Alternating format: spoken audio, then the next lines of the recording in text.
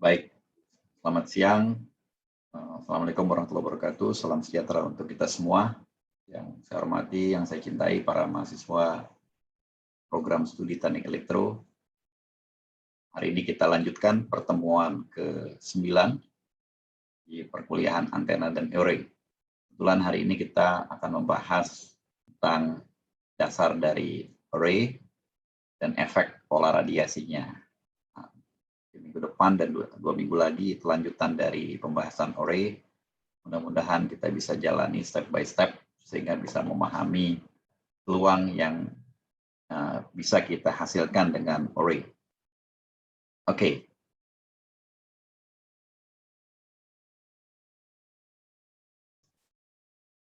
Ya, ini gambaran yang pernah kita dapati ketika membahas tentang antena dipole ya.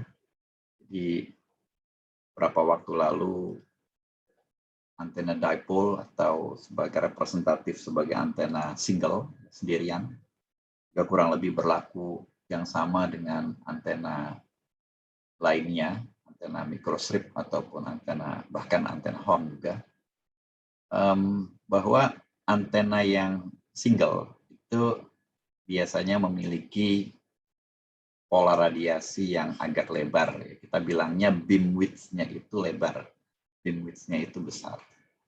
Misalnya antena dipole yang panjangnya setengah lambda, yang standar, ya, yang disenangi oleh banyak praktisi untuk menggunakannya karena sederhana, itu beam width-nya cukup lebar, 78 derajat.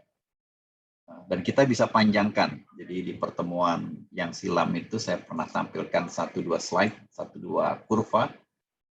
Kalau dipole-nya kita panjangkan sampai dengan lambda, jadi 2 kali dari dipole yang ini. Beam width-nya memang mengecil, artinya antenanya itu akan bertambah fokus, yaitu sampai 48 derajat. Tapi kalau kita panjangkan lagi, muncul side lobes, dan itu tidak sesuai dengan filosofi kenapa kita mau memperkecil beam width. Yang memperkecil beam width itu tujuannya memfokuskan ke suatu arah secara fokus, secara sempit, sehingga akan ada 1-2 target yang bisa kita penuhi. Nah, main beam ini yang kita miliki pada dipole atau pada antena-antena lainnya, itu seringkali juga hanya ke suatu arah tertentu.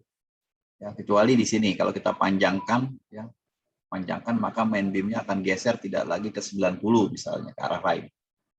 Tetapi memang walaupun geser, tapi dia fix di situ aja, tergantung panjangnya. Ya, jadi kita tidak bisa ya, memanjang pendekkan dipole suka-suka hati kita. Kecuali pada aplikasi antena rekonfigurasi. Nanti mungkin kita bisa lihat lagi. Jadi ini adalah kondisi-kondisi yang ada di waktu pembahasan sebelumnya. Kita memiliki antena-antena single yang memiliki kekurangan. Pertama, beam width-nya itu lebar. Yang kedua, arah main beam itu tetap tidak bisa kita arahkan ke arah tertentu suka-suka kita. Ya, padahal ada suatu fenomena di lapangan seperti ini.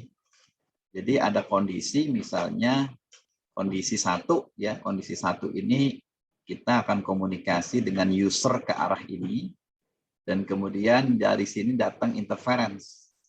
Nah, maka ada teknik yang namanya teknik beamforming, yaitu juga dipakai ketika kita bekerja dengan sinyal akustik dan barangkali berbagai macam gelombang lainnya, yang mungkin fotografi juga ya.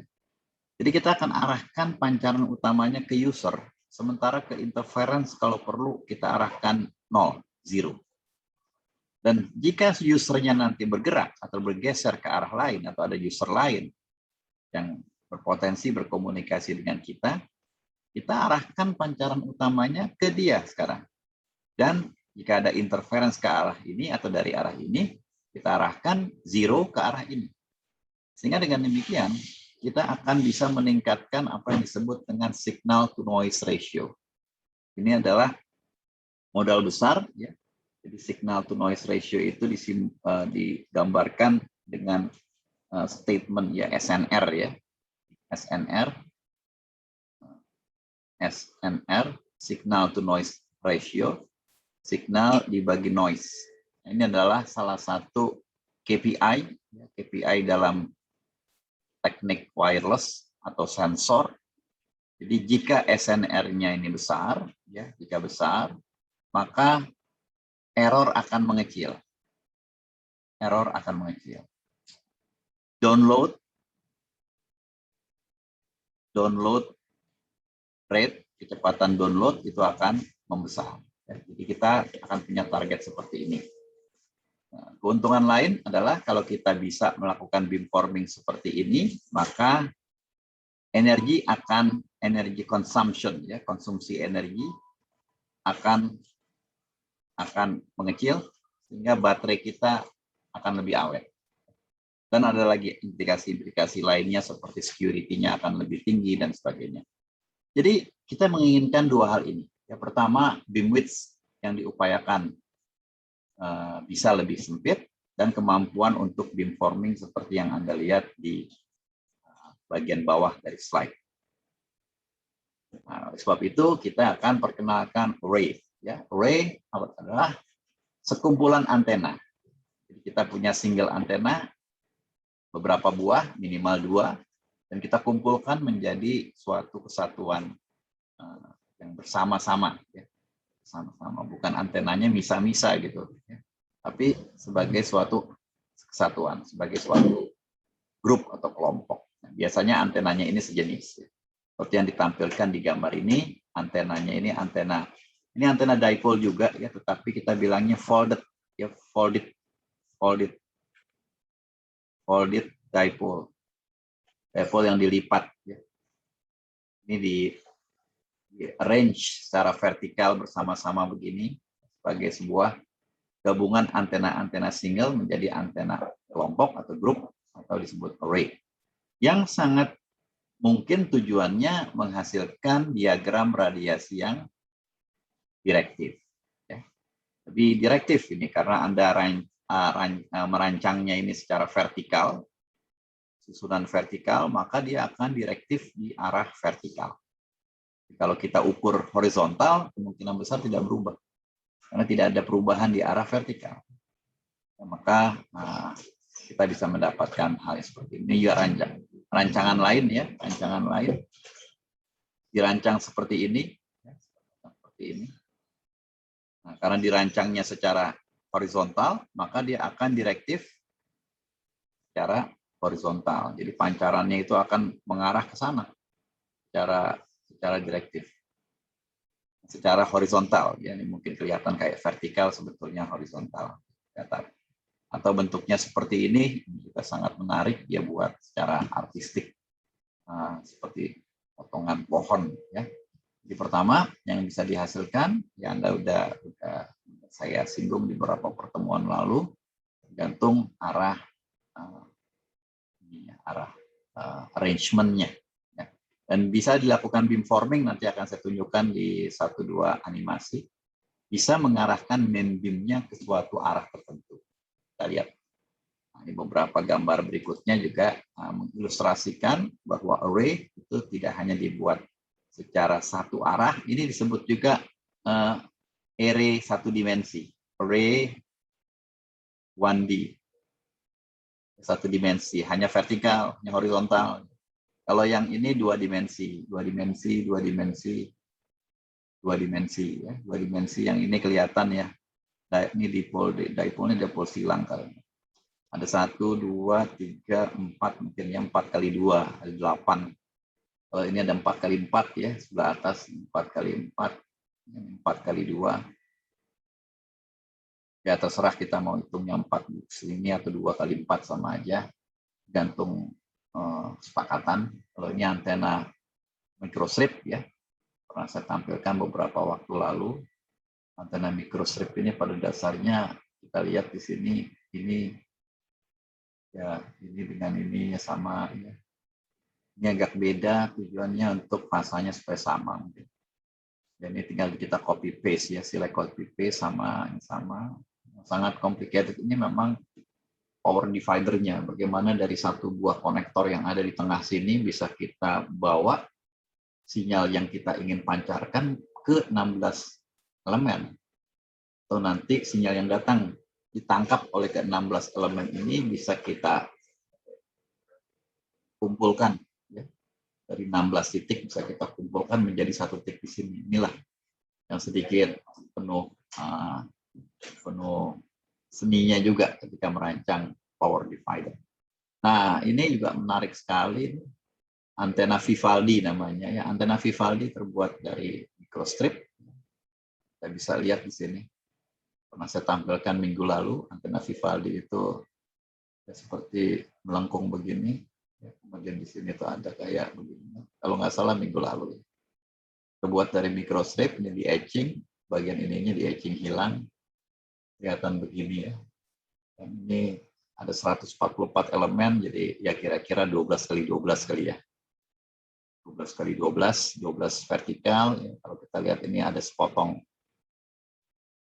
Ada potongan PCB, ada 12 buah. Gampang aja kalau microstrip, tinggal kita bikin polanya di etching, kita akan dapat dengan mudah. Entahlah di sini kelihatan kayak ada konektor-konektor ini.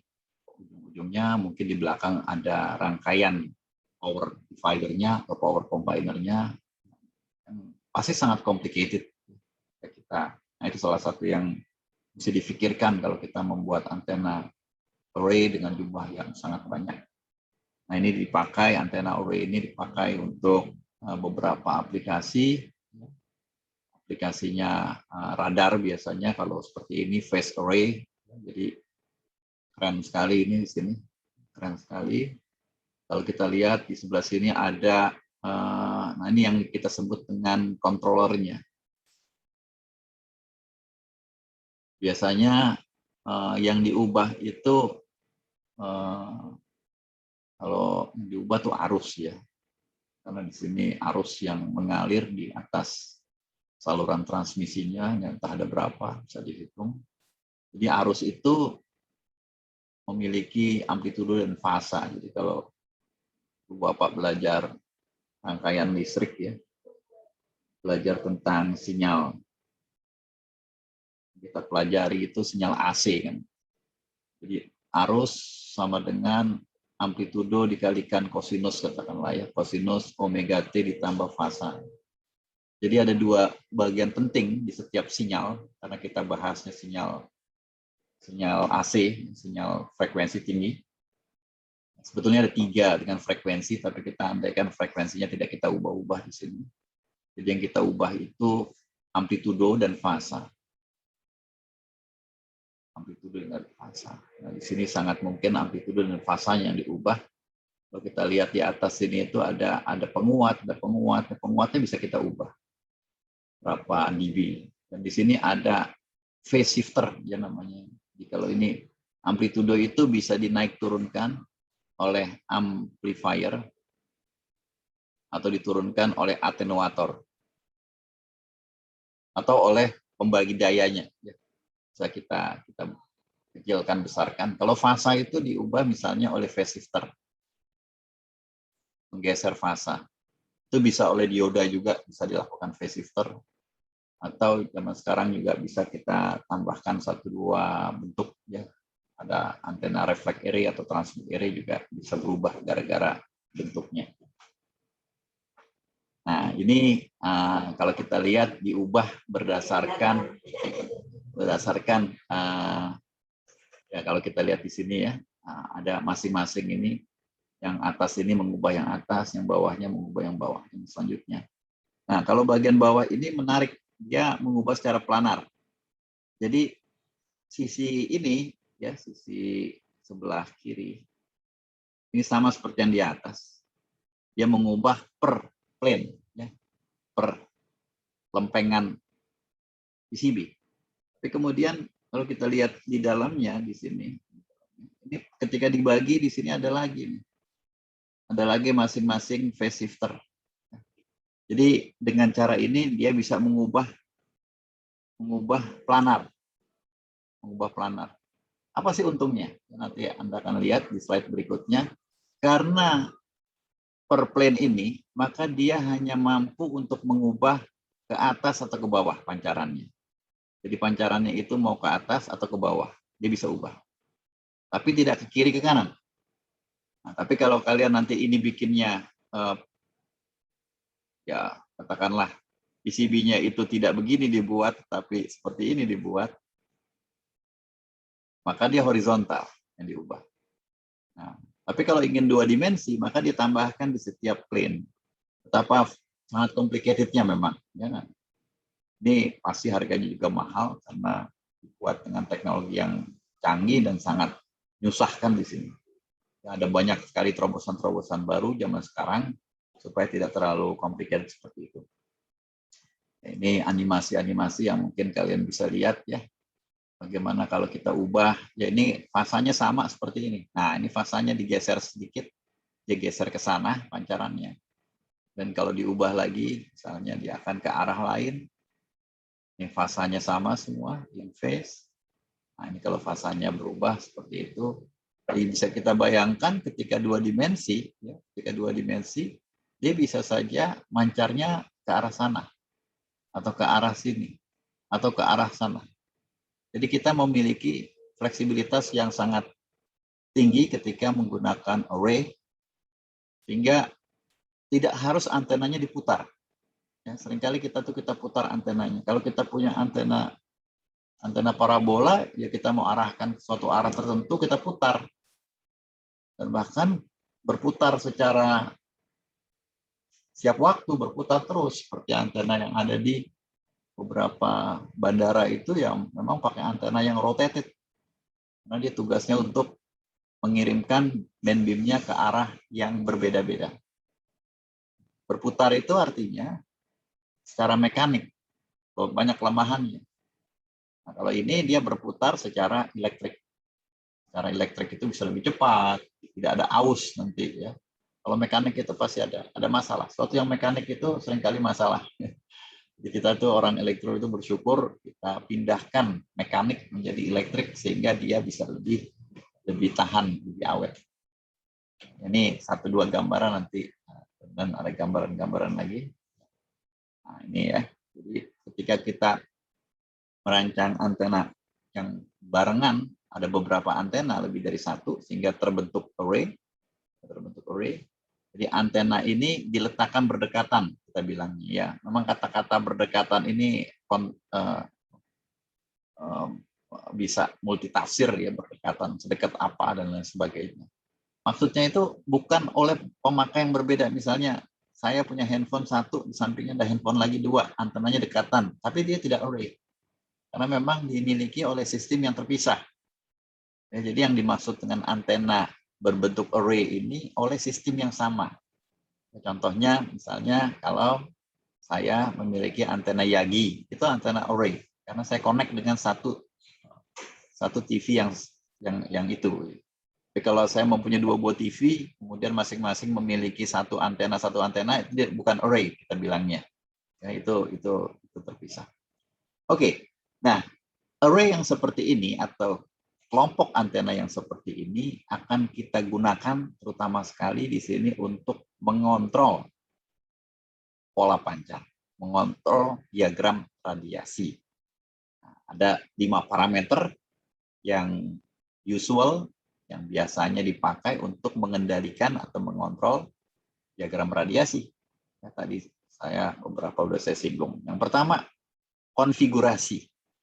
Jadi apakah konfigurasinya ini tadi vertikal atau horizontal? Nah, itu akan mengendalikan diagram radiasinya beda. Kalau vertikal, maka yang akan dia kendalikan itu diagram radiasi vertikal. Kalau horizontal, ya horizontal. Kalau mau dua-duanya vertikal horizontal, kita akan bikin planar. Jadi ini yang kita sebut dengan konfigurasi. Ada nggak Pak antenanya itu dirancang di atas sebuah lingkaran? Ya ada aja. Ada segitiga, ada di kayak huruf Y gitu, ada kayak huruf Y. Ada di beberapa tempat itu dipakai untuk target-target tertentu. Karena memang tujuannya untuk mengendalikan diagram radiasi. Tapi di perkuliahan saya saya hanya akan membatasi di atas garis lurus, ya, vertikal atau horizontal. Kedua, parameter penting yang bisa mengendalikan diagram radiasi adalah jarak antar antena, jarak antar elemen. Nanti kita akan lihat. Nah, ya biasanya tuh variasikan, jangan terlalu dekat dan jangan terlalu jauh. Kalau terlalu dekat, itu ada efek tambahannya, nanti antar elemen akan saling mempengaruhi. Ya, walaupun juga nggak terlalu masalah, kita bisa atur.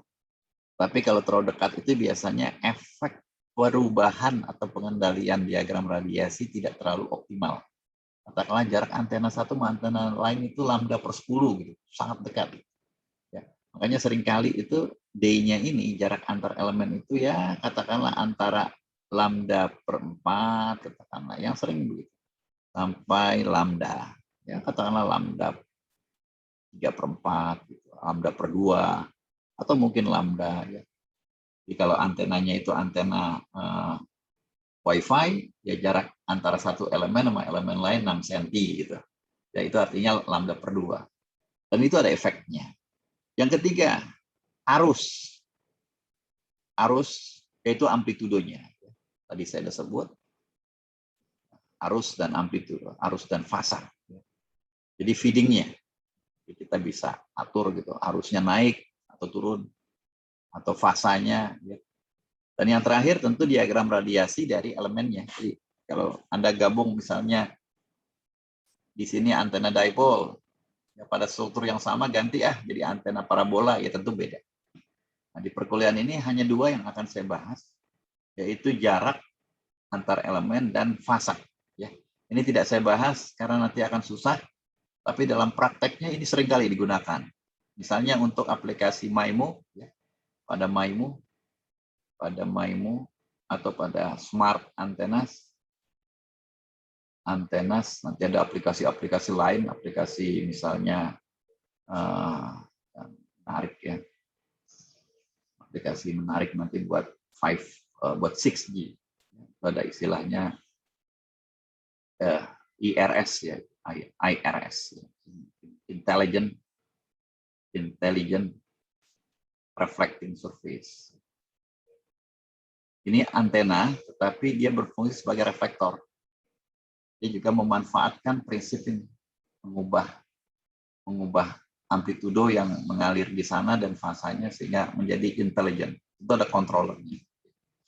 Jadi, menarik, tetapi saya tidak bahas amplitudo di sini karena akan sangat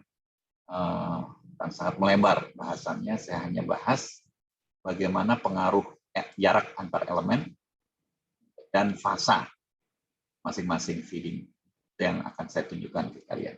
Oke, jadi saya tunjukkan dulu. Nah, ini efek array terhadap diagram radiasi.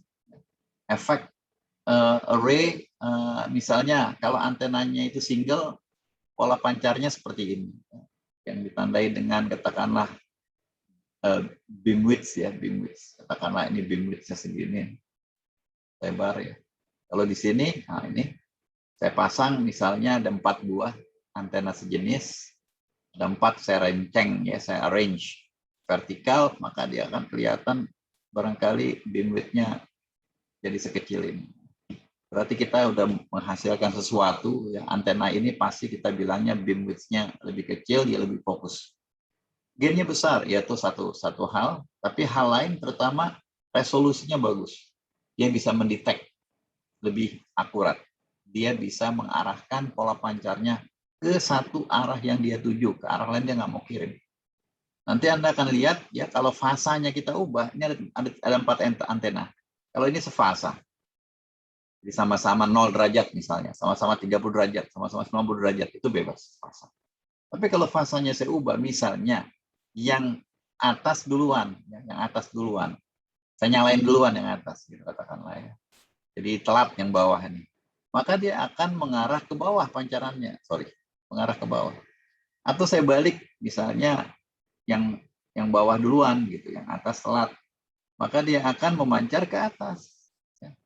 Jadi permainan fasa ini indah sekali, itu kita bisa mainkan secara mudah, yaitu dengan phase shifter atau dengan komponen-komponen lain ya, atau diubah panjang kawatnya juga akan terjadi perubahan fasa. Maka kita akan dapati yang namanya beam forming. mengarah ke arah yang berbeda. Tentunya berbeda ini berbeda yang kita inginkan. Ya. Jadi kenapa segini nih ke arah sana, kenapa enggak ke arah sana? Ya kalau maunya ke sana, atur aja ke sana. Tinggal fasanya diubah, dia akan ke sana.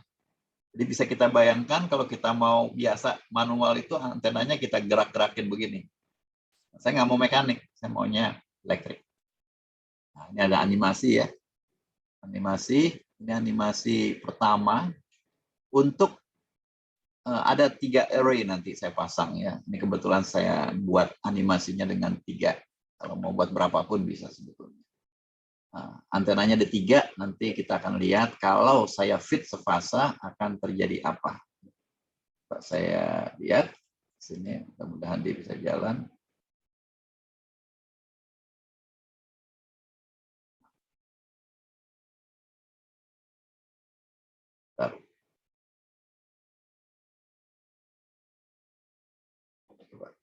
Mudah-mudahan bergerak.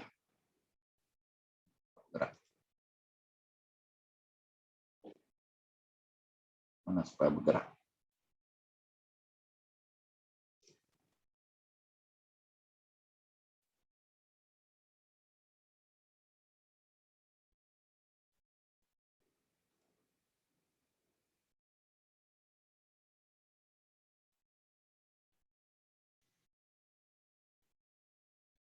Buat saya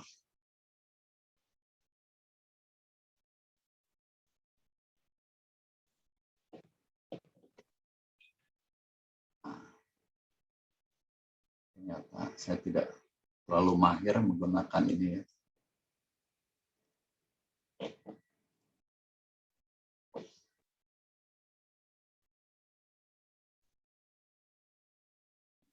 Nah, begini aja ya. Jadi saya perbesar lagi.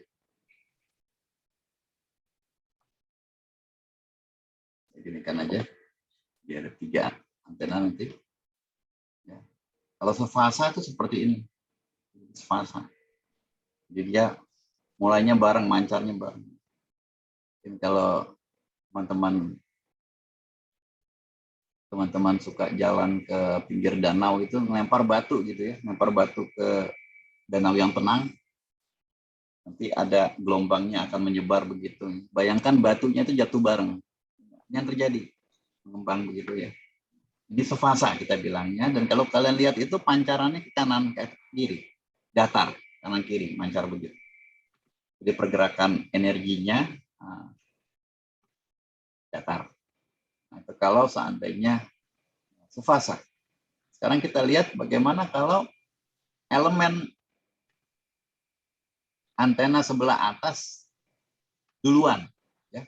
Duluan. Jadi kalau melempar batu itu lempar jatuh yang atas dulu, yang tengah, kemudian yang bawah. Kita akan lihat yang atas dulu akan muncul, yang atas dulu muncul, kemudian yang tengah, kemudian yang bawah, dan terlihat pancaran arahnya itu miring ke bawah. Jadi ini animasi-animasi yang sangat bagus sekali untuk menggambarkan fenomena efek apa sih yang ditimbulkan oleh sebuah sumber kalau kita bedakan fasanya. Ini bukan hanya berlaku buat antena dan gelombang elektromagnetika. Secara umum juga berlaku untuk yang lain. Ini air misalnya kalau kita amati di danau ataupun akustik. Nah, ini yang terakhir animasinya adalah elemen bawah duluan. Elemen bawah duluan akan kelihatan, kemudian dia akan seolah-olah itu terlambat join. Ya, seolah-olah itu dia ke atas. Ya, seolah-olah dia ke atas. Jadi kelihatan jelas sekali ya di sini bahwa efek dari fasa itu memberikan kita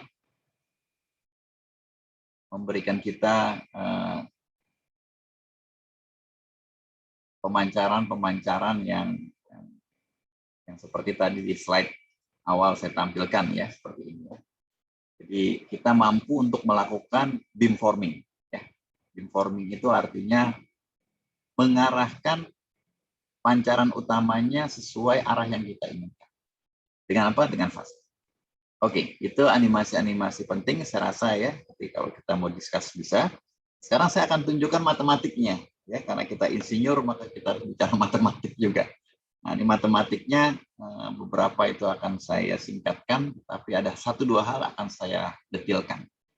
Oke, jadi yang pertama kita akan menggunakan antena dipole aja, biar gampang, tapi nanti konsepnya ini bisa kita generalisir untuk semua jenis antena.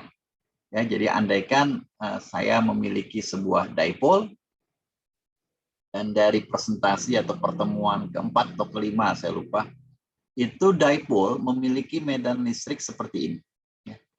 Ini adalah medan listrik dari sebuah dipole. Jadi kalau kita taruh dipole di udara, pada titik nol di sini, ya, dipole-nya itu memiliki panjang L, memiliki arus I. I-nya ini harus I kompleks, ya. Jadi I yang memiliki fasa. Nanti akan kita lihat, ya, di sini nanti akan kita lihat. Dan berapakah medan listrik untuk pengamatan di titik P, misalnya di sini. Maka tinggal kita masukin R-nya berapa, sinusnya berapa, kita akan bisa menghitung. Nah, sekarang saya ingin 2 buah dipole. Ya, saya letakkan dipole pertama di sini, yaitu sebuah jarak D/2 dari titik 0, dan dipole kedua di sini jaraknya D/2 ke bawah dari titik 0. Artinya jarak kedua dipole ini jaraknya itu D. Ya, seperti yang tadi saya katakan, D adalah jarak 2 elemen, dan saya gunakan pendekatan yang mudah, yaitu simetris, supaya kita ngitungnya gampang. Setengah D ke atas, setengah D ke bawah, dan saya amati berapakah medan listrik total di titik P ini. Titik P adalah titik yang berjarak R, yang memiliki sudut theta dan phi terhadap sumbu koordinat yang dipakai di sini. Berapakah medan listriknya? Nah, kita mengenal yang namanya teori superposisi, penjumlahan. Kalau ada sebuah antena, ini E-nya, kalau ada 2, ya tentu kita jumlahkan. E1 tambah E2. Nah, ini gampang aja.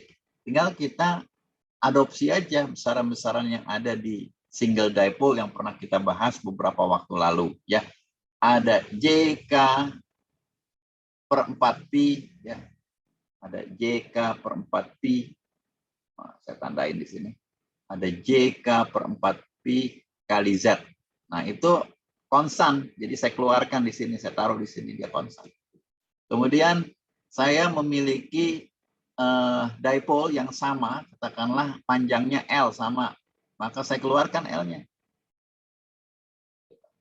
Kemudian yang ketiga, saya memiliki, katakanlah di sini arus yang mengalir pada antena pertama itu I1, ya. Saya tulis I1, tetapi I1 ternyata ini adalah amplitudonya dan ini fasanya. Ini secara, saya gambarkan secara phasor, ya. Ini secara phasor. Secara phasor. Secara phasor. Makanya gampang kalau phasor. Kalau secara waktu, ya, saya harus gambarkan I1, saya tuliskan I1 sama dengan I amplitudo dikalikan kosinus omega T ditambah beta per 2. Gitu. Ribet tentu, ya. Saya tentu ingin yang gampang aja, sehingga saya menggunakan yang JJ ini, ya, dan ini pun juga saya menggunakan, sehingga arusnya bisa saya keluarkan di sini. Arusnya bisa saya keluarkan. Oke. Nah, kemudian yang nggak bisa dikeluarkan apa? Sisanya. Apa tuh sisanya? Ya tentu pertama nanti, ya, amplitudonya, fasanya, bukan kelihatan warnanya. Ini tidak bisa saya keluarkan, nanti akan terperangkap di dalam, kayak jadi ini. Dan ini semua yang tidak bisa saya keluarkan. Ini semua tidak bisa saya keluarkan. Jadi saya akan tuliskan D pangkat minus JKR1 untuk yang pertama, E pangkat minus JKR1 untuk yang pertama, per R1, ya, per R1. Nah, ini udah saya masukkan ini, yang atas ini. Plus, ya, ini kan sebetulnya plus, E plus, J beta per 2. Ini masuk kemari, karena di depannya minus, ini minus. Ya. Dimasuk di sini. Kemudian sin juga saya tidak bisa keluarkan, karena sinusnya ini Untuk antena pertama, sinus theta 1. Dan ini juga, ini salah sebetulnya, ini harusnya ada di sini. A theta 1. Ya, arahnya ke sini nih, theta 1. Ini garisnya, maka A theta 1 itu harus tegak lurus. Tegak lurus. Ini adalah A theta 1. Arah vektor dari medan listrik terang. Kemudian, ya ini tuntas untuk yang pertama. Untuk yang kedua, juga sama kan. Ini yang tidak berubah. Jadi ada di dalam kurung ini. E pangkat minus J KR2. Ya karena jarak antara antena pertama dengan titiknya R2. Kemudian betanya ini tadi E pangkat minus J beta per 2, ya karena minusnya saya keluarkan, di sini sisa plus. R per 2, ya sinus juga ini sudutnya. Dan yang tidak kalah penting tentu tadi tadi yang saya koreksi ya. Saya koreksi, saya pakai warna lain, kelihatan warna putih. Warna lain, warna katakanlah kuning, kalau kelihatan kuning. Di sini ada A theta 2. Ya, ini belum boleh dikeluarkan, nggak boleh dikeluarkan. Karena dia harus tegak lurus dengan R2, jadi ke arah sini tegak lurus. A theta 2, sudutnya tegak lurus dengan ini. Oke, jadi saya memiliki sebuah antena, ini medan listriknya, memiliki lebih dari lebih dari satu antena, saya harus jumlahkan, setelah 2 antena di sini, ada 2 kontribusi. Ya. Dan kalian bisa lihat di sini ternyata terlepas dari yang depan yang mudah ini susah gitu. Susah. Nah sekarang kita permudah. Bagaimana cara permudahnya? Ada satu cara yang sangat elegan, yaitu pengamatan medan jauh.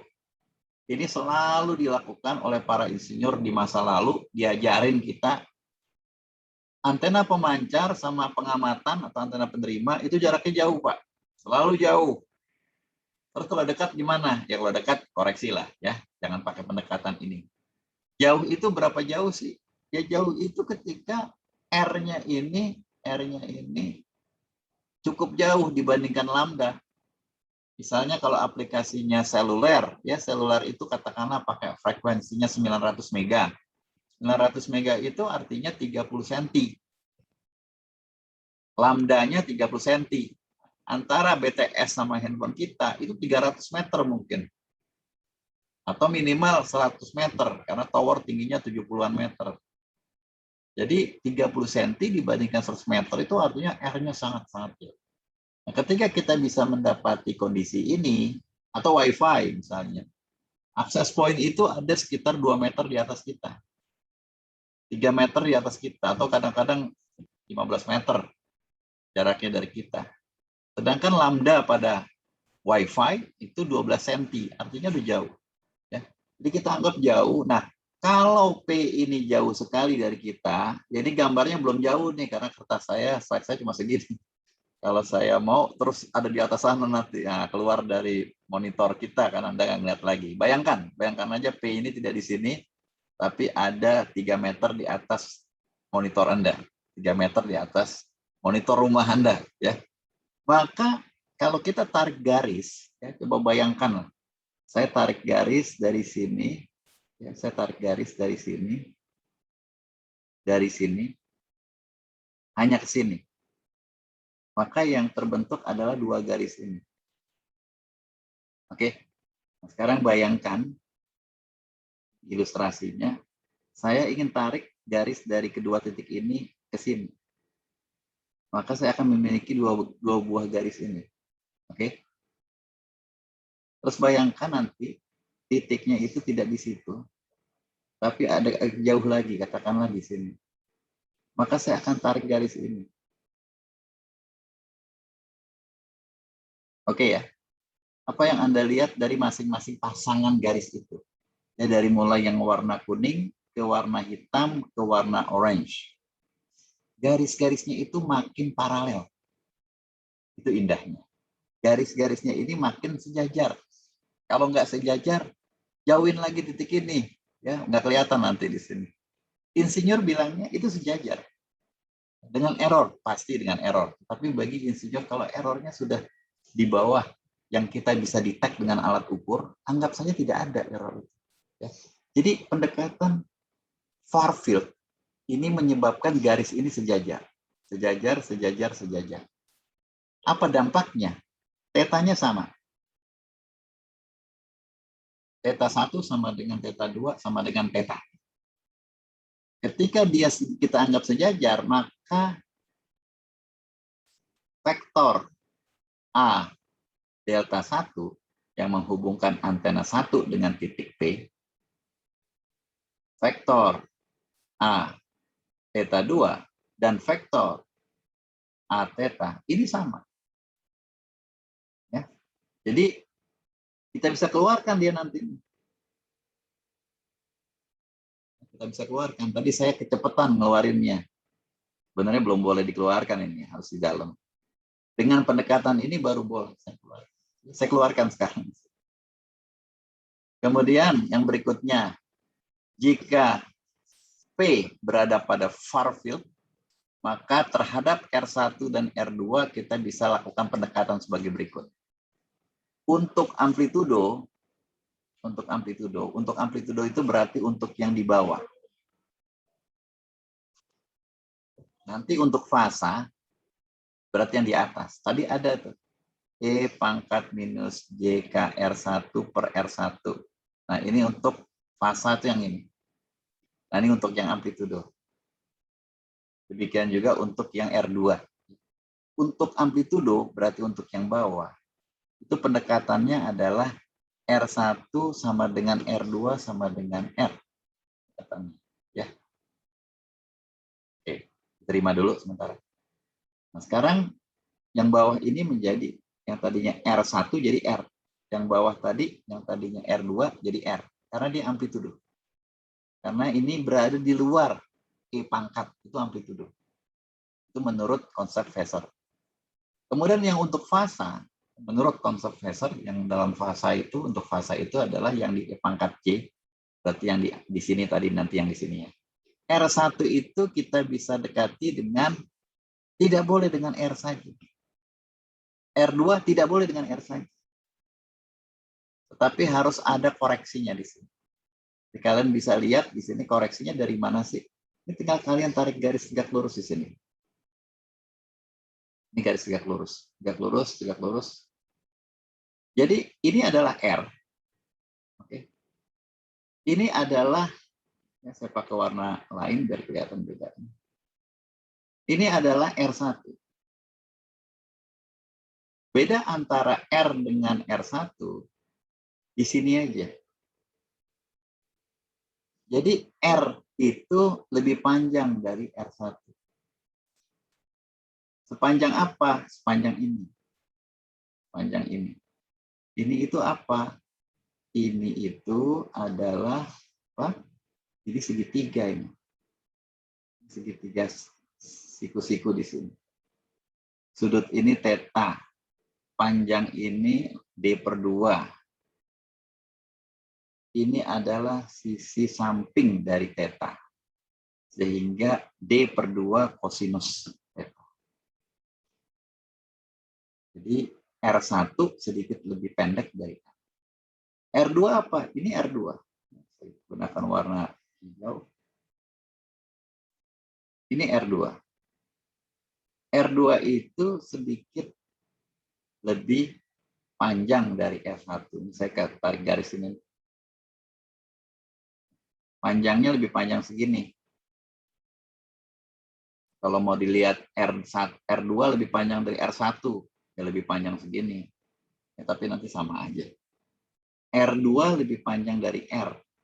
R2 lebih panjang dari R. Seberapa panjang bedanya? Ini bedanya. Sama tadi. D/2 kalikan kosinus theta. Jadi ini pendekatannya. Kenapa dia tidak boleh kita abaikan, Pak?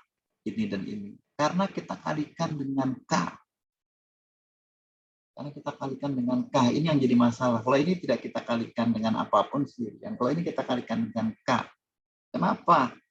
tidak boleh diabaikan karena K dikalikan dengan D itu nanti angka yang besar. Ya.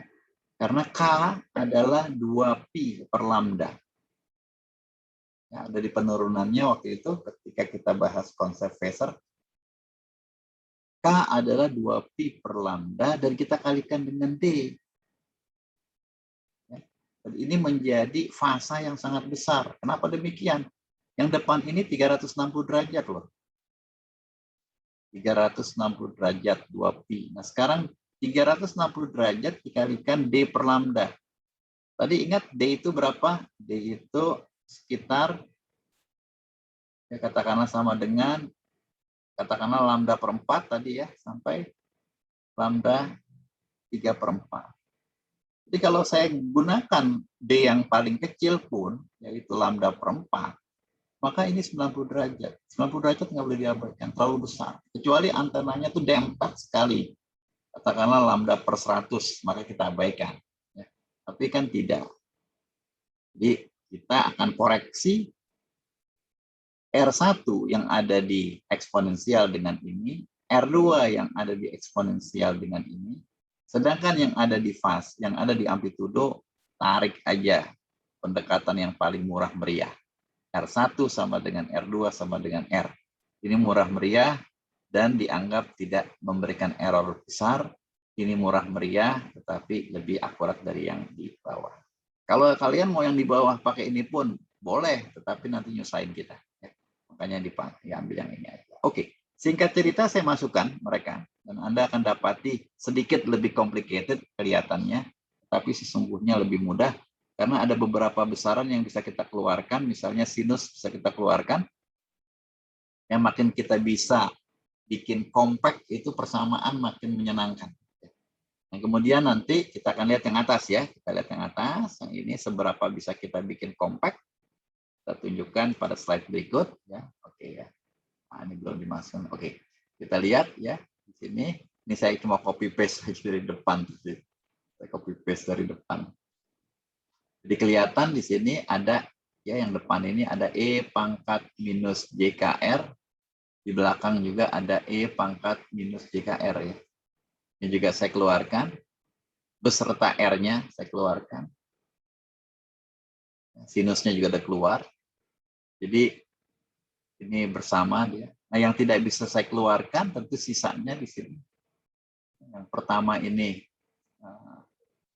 E pangkat. Nah, ini minus sama minus jadi plus semua. Jadi seperti ini.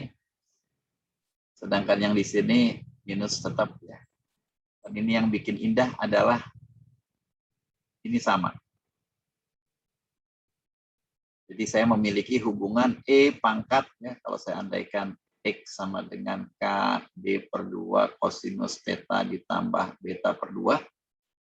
Ini mudah sekali kan. Jadi E pangkat JX ditambah E pangkat minus JX. Nah itu kita belajar dari identitas Euler namanya. Identitas Euler. Zaman dulu kita belajar itu ya, identitas Euler. E pangkat JX sama dengan kosinus X ditambah J sinus X. Ya. Kalau plus maka ini plus. Kalau minus, ya, E pangkat minus JX minus, maka di sini minus. Kalau kita jumlahkan keduanya, maka yang J akan saling menghilangkan, yang cos akan 2 kalinya. Jadi mudah sekali dan enak sekali. Ya, jadi kita akan bisa bikin ringkas ini menjadi 2 kosinus 2 kosinus X, yang mana X-nya saya kembalikan lagi karena saya cuma minjem aja sebentar. 2 kosinus dalam kurung setengah KD kosinus theta ditambah setengah beta. Kita dapati hubungan medan listrik total dari sebuah array dengan elemen 2 buah dipole berjarak D, amplitudonya sama I, tapi fasanya berbeda sejauh beta. Hasilnya sangat indah karena hasilnya mereplikakan yang kemarin saya bahas di pertemuan keempat, bahwa Ini dikalikan ini. Ini itu apa? Ini adalah medan listrik single dipole. Jadi indah sekali. Karakternya dipole-nya tidak hilang. Karakteristik antena penyusunnya terbentuk lagi di depan. Dikalikan dengan apa? Dikalikan dengan sebuah faktor. Jadi faktor itu pasti dikalikan. Sesuatu dikalikan dengan sesuatu yang lain itu namanya faktor pengalih. Nah, faktor ini karena terbentuk gara-gara penggabungan dua buah antena atau array dinamakan array factor atau faktor array, ya, AF. Dan kelihatan dengan jelas sekali. Tergantung isinya memang di sini, tetapi amplitudenya 2. Artinya antena ini sudah memiliki amplitudo yang naik 2 kalinya. Membesar jadi 2 kalinya. Kenapa? Ada 2. Nanti kalau saya mau 3, ada 3. Mau 4, ada 4. Mau 10, ada 10. Ya. Oke. Nah, itu yang menarik. Nanti akan kita bahas itu. Nah, sekarang kita spesialisasikan dulu untuk 2 buah dipole ini. Kita gambar. Ya. Yang saya gambar hanya yang array vector. Karena ini kita anggap kita udah kenal. Yang array vector, gambarnya sebagai berikut. Nah, ini menariknya. Bahwa array vector kita, yang warna biru ya, tergantung dari theta, sudah pasti. Ini untuk kondisi beta sama dengan 0. Tadi yang saya bahas di awal, untuk sefasa. Apa yang terjadi, Pak, kalau sefasa? Sefasa itu artinya atas sama bawah fasanya sama. Katakanlah sama-sama 0 fasanya. Maka terjadi konsentrasi ke mendatar. Ini yang warna biru ya. Nah, warna merah itu kalau saya kalikan dengan medan listrik dari dipole. Terus apa yang terjadi, Pak? Kalau positif itu yang atas duluan, ya. Yang atas itu kan beta per 2, yang bawah minus beta per 2 gitu. Kalau betanya positif berarti yang atas duluan. Nanti kalau betanya negatif, nanti ya kalau betanya negatif, kalau betanya positif ini kan pi per 2 berarti pi per 4 yang atas, yang bawah minus pi per 4. Nanti betanya negatif minus pi per 2 berarti yang atas itu jadi minus pi per 4, yang bawah jadi plus pi per 4, ya, duluan yang bawah. Dan terlihat di sini dari hasil rumus yang kita dapati, dan saya gambarkan dengan MATLAB, ya, dengan MATLAB, terbukti animasi tadi, untuk kondisi yang atas duluan, pemancarannya itu ke bawah. Ini ke bawah gambarnya. Karena pakai dipole, maka dia akan miring begini. Ya. Kemudian kalau dia duluan yang bawah, dia ke atas pemancarannya. Karena dipole, jadi dia miring ke sana. Tanpa kita miringkan dipole-nya. Dan dipole kalau kalian miringkan, nah ketika gini, ini ke atas, yang ini ke bawah. Tapi dengan kondisi 2 buah dipole yang kita ubah fasanya, dia membentuk pemancaran yang seperti itu. Nah, kemudian kalau saya ubah-ubah lagi sekarang, ini saya ubah fasanya ya. Fasanya saya ubah jadi kayak begini. Nah, next-nya kalau saya ubah jaraknya, nah jaraknya jaranglah diubah ya. Tapi kalau kita pertama kali mau merancang boleh. Ya, pertama kali mau kita pasang boleh, tapi kalau udah dipasang diubah jaraknya nyusahin. Jadi ketika jaraknya kita ubah-ubah, di sini terlihat ini mirip dengan antena yang kita perpanjang. Saya perpanjang gitu. Dari lambda per 2, 3 lambda per 4, lambda, maka akan terbentuk pemancaran ke arah berbeda seperti adanya side lobes. Jadi tidak lagi menarik lagi. Justru menariknya nanti jika kita tetap berdiam pada angka-angka ini, ya, pada angka-angka yang tidak terlalu besar, maka kita bisa manfaatkan pengaruh dari beamforming-nya. Ya, oke, itu yang saya sampaikan sebagai motivasi awal. Antena array yang terdiri dari 2 buah elemen. Tentu kita tidak puas dengan 2 buah elemen. Saya mau n buah elemen. Kalian bisa lihat nanti n, ya. Tadi di awal kita bahas sampai berapa ratus elemen. Makanya saya namakan saja n. N ini bisa 2, 3, 100, 200 dan selanjutnya. Ya, bebas. Suka-suka kita, bahkan n ini dari awal kita katakan aja bebas. Nanti kita akan rancang, ya misalnya gitu. Tapi saya akan batasi nanti n-nya nggak banyak-banyak juga karena kita akan ngitung di atas kertas.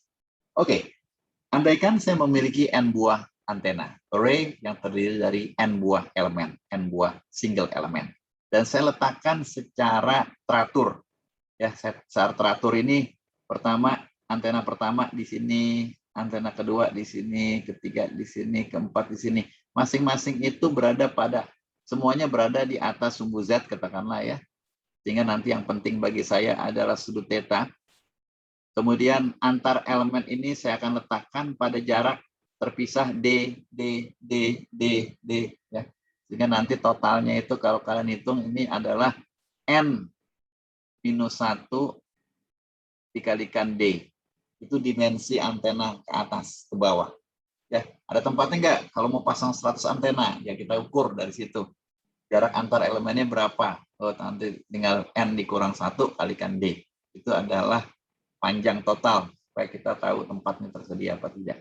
Yang berikutnya adalah, karena ini supaya gampang hitungnya, antenanya ini saya akan feed, saya akan supply dengan amplitudo yang sama. I sampai atas I. Tetapi supaya seru, fasanya saya bedakan. Yang antena paling bawah itu fasanya 0. Saat I dikalikan E pangkat J 0. Maka disebut juga I ya. Ini fasanya 0, ini fasanya beta, ini 2 beta, 3 beta, dan yang paling atas ini tentu N dikurang 1 beta. Ya, nanti di tengah-tengah entah angkanya berapa, 7 atau berapa, tinggal dikurangi aja. Ya, jadi saya mendapati kondisi seperti ini. Saya mendapati kondisi yang mudah seperti ini. Kondisi yang mudah seperti ini menghasilkan medan listrik di far field tadi ya, dengan ketentuan yang berlaku tadi, medan listriknya itu berapa? Saya gunakan pendekatan yang sama, mirip dengan itu semua perhitungannya, dan saya singkatkan saja, sehingga nanti yang berlaku hanya penjumlahan AF.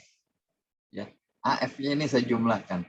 Ya, yang paling dekat itu kan yang ini, ya yang ini paling dekat. Jadi saya akan gunakan yang paling dekat itu, kemudian saya balik dengan yang paling jauh tadi, ya. Saya akan mendapatkan AF sama dengan 1 ditambah antena yang pertama E pangkat J dalam kurung. Berapa jaraknya? Jaraknya itu K kali D. Tadi kan D per 2. Ya D per 2 tadi dari titik tengahnya di sini. D per 2. Tapi kalau dari antena satu ke antena lain ya 2 kalinya. KD kalikan kosinus theta ditambah beta. Ya. D. Berapa fasanya? Beta. Jadi ini yang muncul. Kemudian untuk antena yang berikutnya, yang di atas lagi berikutnya, 2 kalinya. Yang berikutnya lagi 3 kalinya. Yang berikutnya 4 kalinya. Dan selanjutnya sampai antena yang paling ujung, N dikurang 1 kalinya. Ya. Jadi tinggal kita dapati aja, kalau di sini tentu 0 kali. 0 kali. 0 kali. Ya, jadi sebenarnya keteraturan ini kelihatan. Nah, terus saya akan jumlahkan ini. 1 ditambah ini, tambah ini, tambah ini, tambah ini. Nah, supaya ringkas ya. Supaya ringkas, saya gunakan singkatan. Ini singkatan yang sering dipakai, ya, sering dipakai di literatur-literatur. Dia simbolnya psi. Ya. Kalau kalian bingung, psi. Kayak psikologi. Psikologi, psi. Psi. Psikologi ini simbol fakultas psikologi, mereka pakai ini. Psikologi, psi. Jadi kalau kalian bingung, udah belajar kan macam-macam, ada alfa, beta, gamma, delta. Wah, ini ingat varian-varian virus COVID ya. Itu psi nih. Psi. Jadi lambda ya, biasa kan lambda, pi lah biasa. Ya mungkin lupa-lupa ingat. Enggak apa-apa. Kalau kalian pusing pakai psi, saya biasa pakai psi. Psi sama dengan K kali D kali kosinus theta ditambah beta. Kalau kalian nggak suka psi, pakai apa? Pakai P atau pakai S, pakai apa silahkan, jadi gampang. Ya, jadi saya singkatkan, maka nanti AF-nya ini menjadi 1 ditambah E pangkat J C ditambah E pangkat J 2 C ditambah E pangkat J 3 C. Ya, ini tambah pangkat 4, tambah selanjutnya, dan E pangkat J N minus 1 C. Ya. Jadi meringkaskan. Mata kita lebih enak melihatnya kalau ringkas. Jadi untuk mempermudah itu ya, saya gunakan singkatan ini. Singkatan ini saya gunakan ya, sehingga saya sekarang melihat ini. Ya, melihat ini. Gimana jumlahnya gitu. Nah, jumlahnya ini nggak gampang karena bilangan kompleks. Ya, bilangan kompleks itu kalau kita mau jumlahkan paling enak di rectangular. Ada X ditambah JY, nah itu enak. Tapi kalau dalam bentuk polar seperti ini, new sign. Ya. Nah, new sign. Kita nggak terlalu mudah. Kalau komputer gampang, kalau MATLAB, Python itu gampang gitu aja. Tapi kalau pakai di atas tangan lebih susah. Tapi gimana? Tetap kita ingin mendapatkan jumlahnya. Nah, ini kita diajarin oleh Gauss. Karl Friedrich Gauss. Ini orang pintar zaman dulu ya, tahun 1800-an. Anak cerdas dari Jerman. Jadi dia ngajarin kita. Dia ngajarin gurunya. Dia ngajarin gurunya ini. Jadi ceritanya ini Gauss itu pernah sekolah SD zaman dulu ya. Pernah sekolah SD kelas umur 9 tahunan gitu. Kira-kira kelas 2, kelas 3 ya. Kelas 3 SD kali ya. Kelas 3 SD waktu itu dapat tugas dari gurunya. Guru zaman dulu lebih jahil dari guru zaman sekarang kayaknya ya, tahun 18-an. Masih pakai kayu buat mukul siswanya. Masih nyusahin siswanya. Kalau guru zaman sekarang enak kan. Saya nggak pernah nyusahin kalian kan ya. Oke, jadi gurunya itu ingin nyusahin muridnya biar muridnya tuh sibuk di kelas, nggak ribut. Dia kerjain guru anak SD kelas 3, disuruh ngitung, jumlahkanlah angka dari 1 sampai 100. Disuruh jumlahkan angka dari 1 sampai 3, itu kan gampang ya. 1 tambah 2 tambah 3, 6. Jumlahkan sampai 5, itu masih gampang lah. Gurunya nyuruh jumlahkan sampai 100 gitu.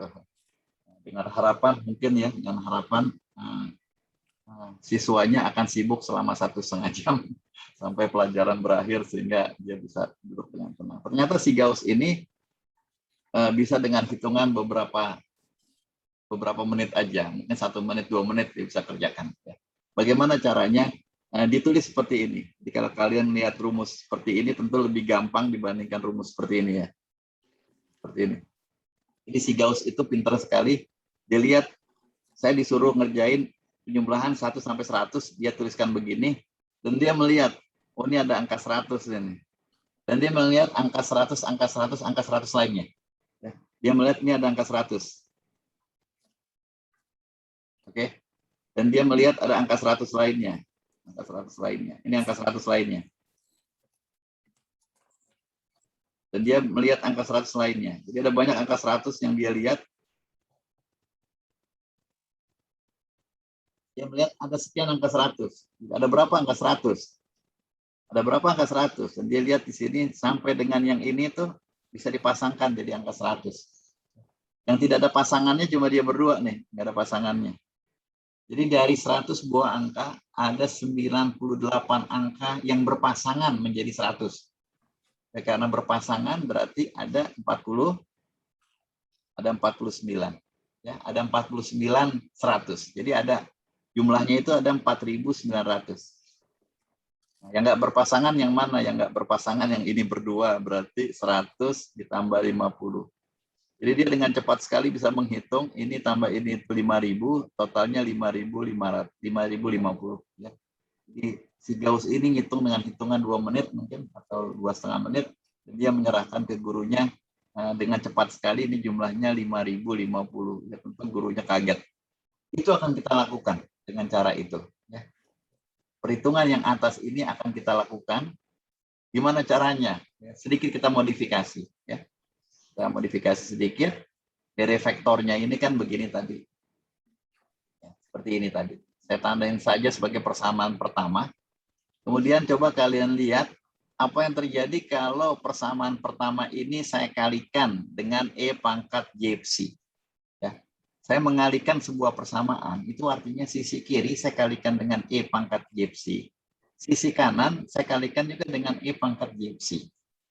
Saya kalikan ini, AF kalikan E pangkat YPC, maka sisi kanan ini harus saya kalikan, karena sisi kanan ada N buah, maka saya kalikan satu persatu. Ya. Yang ini saya kalikan dengan E pangkat YPC menjadi E pangkat YPC. Yang ini saya kalikan menjadi E pangkat J2.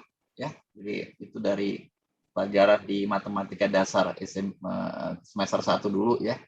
Jadi kalau saya kalikan A pangkat B dikalikan A pangkat C itu sama dengan A pangkat B tambah C.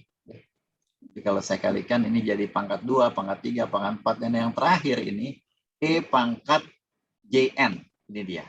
Jadi begini. Nah di sini tuh ada yang ini. E pangkat N minus 2 itu jadi E pangkat N minus 1. Maka saya mendapatkan persamaan kedua. Jadi dengan trik yang sangat sederhana, trik yang sangat indah tadi, saya memiliki persamaan kedua. Dan kalau kalian lihat persamaan pertama dan persamaan kedua, itu akan indah sekali. Kenapa? Ada banyak yang sama. Ini sama, terus sampai dengan ini sama. Sesuatu yang sama, itu kalau kita kurangi, dia akan saling hilang. Ya, saya kurangi. Persamaan 2 dikurangi persamaan 1.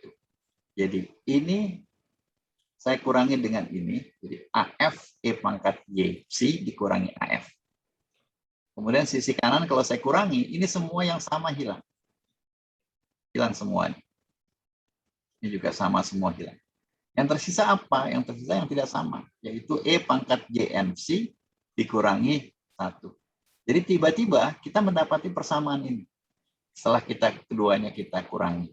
Dan tiba-tiba pula saya mendapatkan AF sama dengan.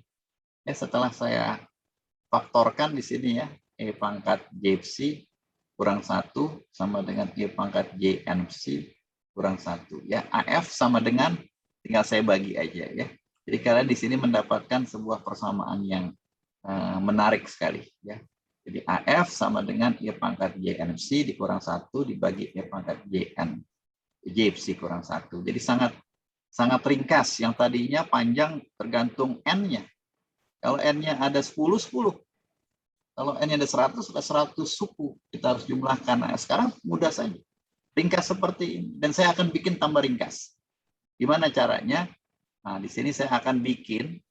Ini kan dia tidak simetris. Ini. E pangkat JNC dikurangi E pangkat 0 atau 1. Ya. E pangkat 0 itu kan 1. Saya bikin simetris. Gimana garis simetrisnya? N setengah. Ya, N setengah. Jadi garis simetrisnya N setengah. Jadi saya keluarkan itu N setengah.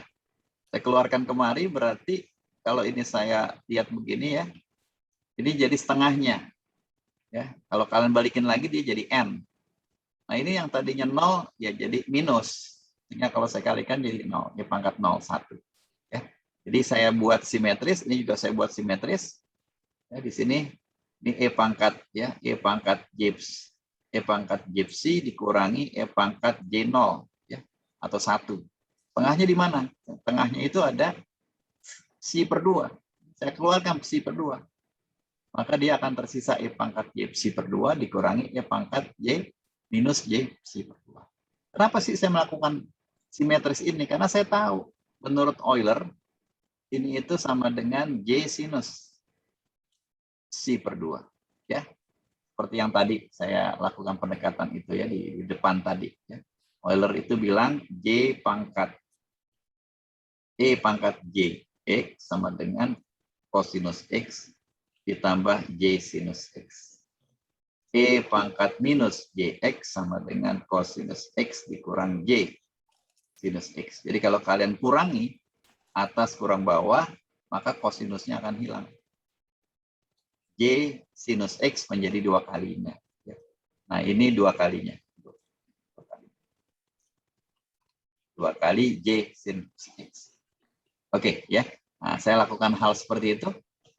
Nih, rekapnya ada di sini ya. Saya lakukan hal seperti itu. Jadi, ini akan berubah jadi 2J sinus psi per 2. Yang ini akan berubah menjadi 2J sinus N psi per 2. Nah, kedua 2J ini saling menghilangkan. Jadi yang tersisa kalian akan dapati seperti ini. Dan kalau kita buat nilai mutlaknya saja, maka area vektor akan seperti ini. Jadi sangat compact, sangat singkat. Yang tadinya panjang, mau N berapa? N-nya 10, masukkan 10 ke situ. Ya, jadi kalau kalian punya N-nya sama dengan 10, ya, misalnya saya punya elemen ada 10 buah begini, berapa sih area vektornya? Ya tinggal masukin aja, AF sama dengan sinus 10 Si per 2 dibagi sinus Si per 2. Inilah AF.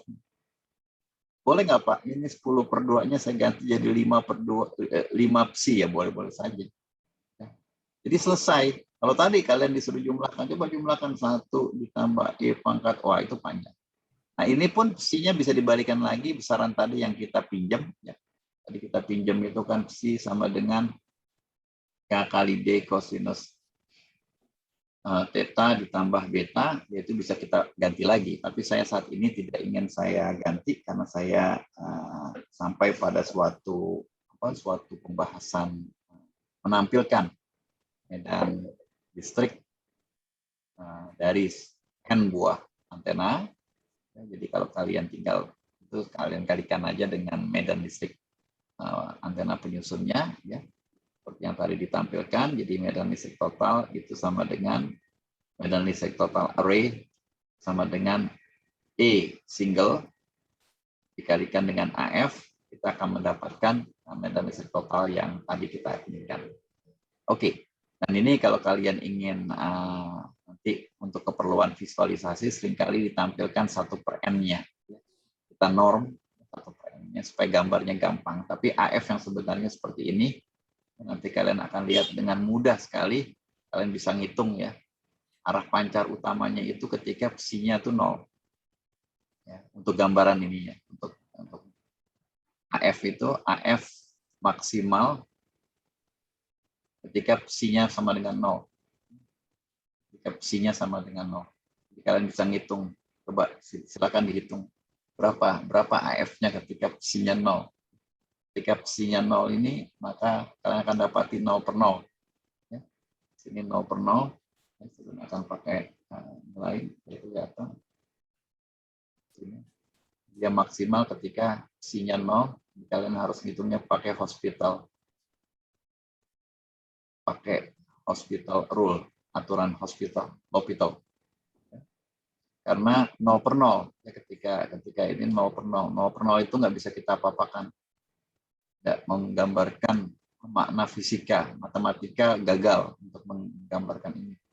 Makanya kita lakukan pendekatan, kalian pernah belajar waktu itu, di waktu belajar matematika dasar, kita dapati di sinus X, ya, sinus X per X, itu ketika limitnya X mendekati 0, itu nilainya 1. Kita juga lakukan hal yang sama, limit yang atas ya, limit sinus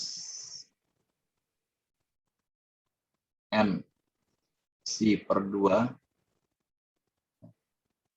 itu kita akan bagi dengan N Si per 2. Ini bagaimana kalau psi-nya mendekati 0. Nah, karena yang di bawah ini tidak ada N Si per 2, maka saya tambahkan N Si per 2 di atas. Jadi kalau mau dicoret dia akan kembali. Nah ini kalau kalian hitung ini 1. Jadi hasilnya sama dengan N Si per 2. Itu yang atas. Yang bawah juga sama demikian. Limit Si mendekati 0. Sinus Si per 2. Saya bagi dengan Si per 2. Supaya imbang, saya kalikan dengan Si per 2. Ya, bisa dicoret ini. Maka kalau saya dekati dengan 0, limitnya maka ini jadi 1. Maka hasilnya Si per 2. Nah, keduanya bisa saya gabung. N Si per 2 dibagi Si per 2 hasilnya N. Jadi di sini AF itu maksimal dengan nilai N. Jadi tergantung berapa buah antena akan kita gabung menjadi antena array, berapa elemen harus kita gabung untuk mendapatkan targetnya. Nanti itulah N-nya. Saya pengen medan listriknya menjadi 10 kalinya, Pak. Oh, pakailah N-nya sama dengan 10 buah antena. Saya ingin gennya sekian kalinya, Pak, sekian dB. DN-nya akan mengikuti itu. Jadi N ini sangat berpengaruh pada target yang kita inginkan. Dan nanti juga kalian akan mungkin kalau ada kesempatan buka-buka buku ya, ada beberapa aplikasi penting dari array seperti ingin mengetahui arah datang sinyal. Ini menarik sekali. Ingin mengetahui arah datang sinyal atau bahasa Inggrisnya itu nanti sumber source itu ya, separation source. Ini dipakai di banyak aplikasi, dari mulai aplikasi elektromagnetik secara umum ya, antena, radar dan sebagainya.